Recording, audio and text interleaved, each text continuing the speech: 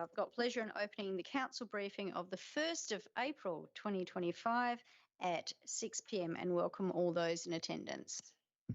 The City of Vincent would like to acknowledge the traditional custodians of this land, the Whadjuk people of the Noongar Nation, and to pay our respects to elders past and present, acknowledging that as the City of Vincent we have a role to play in working towards reconciliation and justice for First Nations people. I have received an apology from Councillor Wallace for tonight, and I've also received a notice of apology from Councillor Sophie Greer, which is listed as a leave of absence request, which will come to the council for next week for determination. I haven't received any other apologies for tonight. You received any other apologies? Okay. Okay, I'm looking at, oh, there's a lot of you here tonight. I just wanted to know whether any of the members of the public present wishes to speak. No? Okay then. All right, so there's no questions and public question time is now closed at 6:01. Governance Coordinator, can you please confirm whether any statements have been received? Through you, Mayor Simon, I confirm there are no statements or questions received. CEO, can you advise whether any declarations of interest have been declared? None received for tonight, Mayor Simon. Okay, so now I'll go around to see which items people would wish to speak to. Councillor Warner. 5.3. Okay.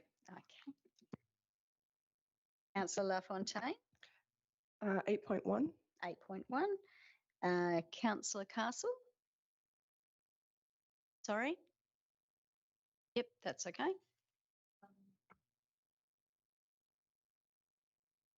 Okay, no worries. Councillor Wolf. 5.2 and 7.4, please. And 7.4, and Councillor Hallett. Okay, and 9 was already mentioned. Okay, so that means that we'll just go straight to item 5.2, advertising of draft amended local planning strategy. Okay, so Councillor Wolf, you had some questions. Thank you, Mayor. I've got two questions, one less straightforward than one more straightforward. Firstly, acknowledging the huge amount of work that's gone into this. I had one question. My fear is that there might be some community members who see parts of this as a done deal, particularly where we've got density targets in there that are beyond our control. So I was trying to think through how do we ensure that all of the feedback that we receive is genuinely considered in a meaningful way. Is the approach here that the feedback will help shape how we best accommodate growth within the constraints that we have?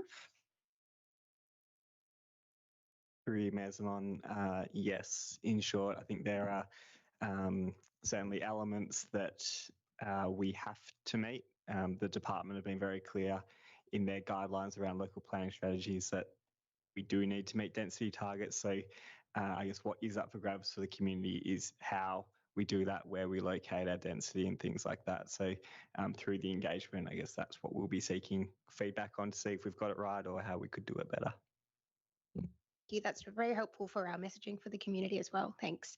And the second question I had was a more straightforward request from a community member, which was, would it be possible to include a link to the consultation in the City of Vincent newsletter?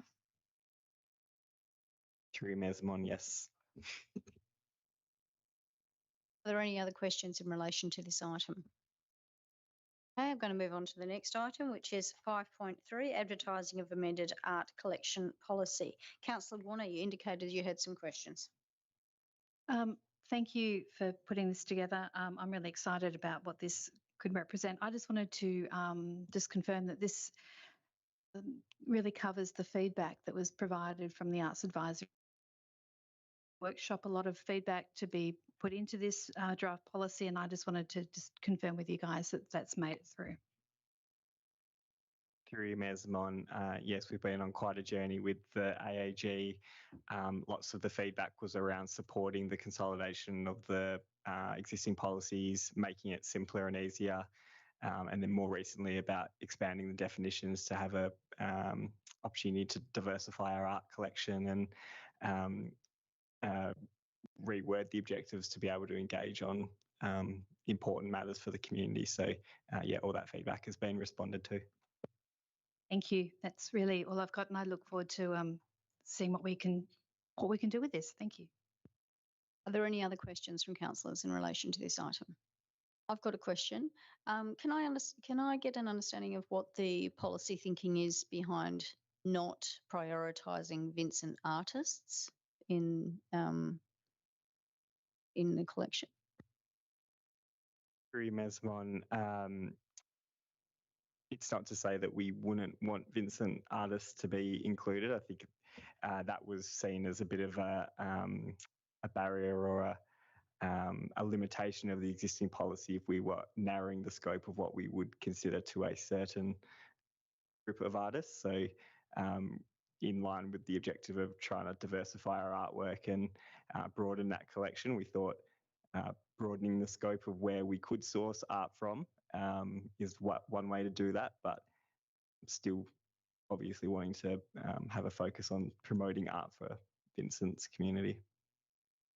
Is it possible to look at some sort of addition to the policy which would indicate at least attempting to prioritise Vincent artists? I'm just aware that, well, we've got so many talented artists in the city, and yeah, I'm just wondering if there's a way that we can actually be supportive of them.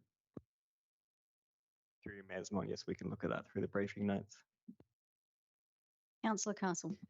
Thank you, Mayor. Probably a question to follow on from that. I wonder if it could be considered making clear about the objectives of the policy. Are they just around the actual art that is being produced and the benefit of that to Vincent ratepayers and residents, or is it also about supporting Vincent artists? So that might address some of Mayor Zamon's questions. If the objective of the policy outlines that both of those criteria are important, and while it might not include the requirement, it could also just address that would be a priority. Through Mesmon, we can look at that at the same time. Councillor Wolf.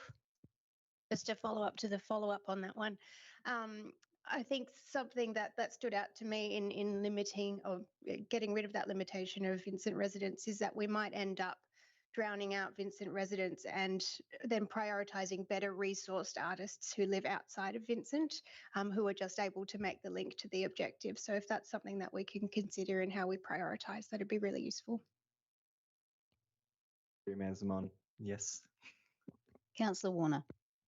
Just swapping hats at the moment. I believe that the objectives are to certainly create a fine balance of not all or nothing and no exclusivity or anything like that. So the objectives are designed to reflect Vincent artists, but also art as a whole. And so maybe just a further clarification in the objectives is what is needed here. Hey, are there any other questions for administration? Okay, we'll move on to the next item. So the next item is 7.4, outcome of advertising and adoption of freedom of information policy. Councillor Wolf, you had some questions. Thank you. This item is one of a few on the agenda where we got no public submissions received through the consultation process. So from memory, I think we got 3 hits on the website. And in looking at the places that where we went to advertise, there would have been expense involved in at least one of those. So this isn't the first time this has been raised, but I'm just hoping this could be an opportunity to request that once again we have a look at the places that we're advertising for these types of policies to ensure that they're not only effective but also represent value for money. Thanks.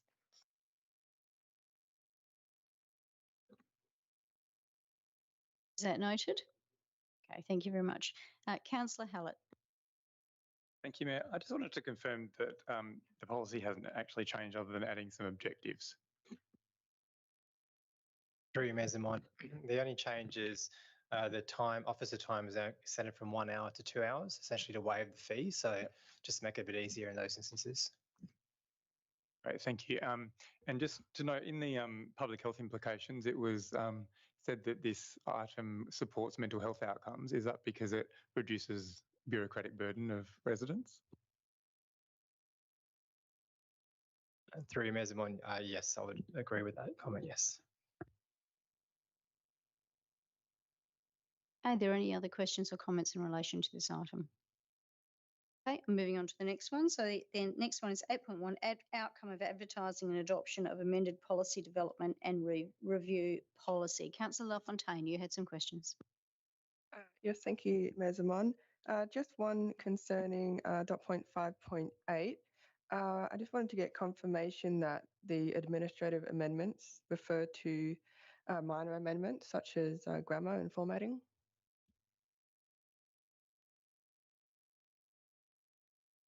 Through you, Mayor Simon. Yes, that is correct. These just refer to the minor grammatical and formatting errors. Thank you. Councillor Wolf. Thank you, Mayor. Just as a follow-up to that one, could I please confirm what the process would look like if there's a dispute about how a particular piece of policy reform is categorised? So perhaps if administration say that it's an administrative amendment and council disputes that and thinks it's more complex? Through you, Mayor Simon. When we developed the initial stages of the early consultation for policy development, we would identify where administration thought that the categorisation would sit. Obviously, if council didn't agree with it at this point, that could be a touch base for administration.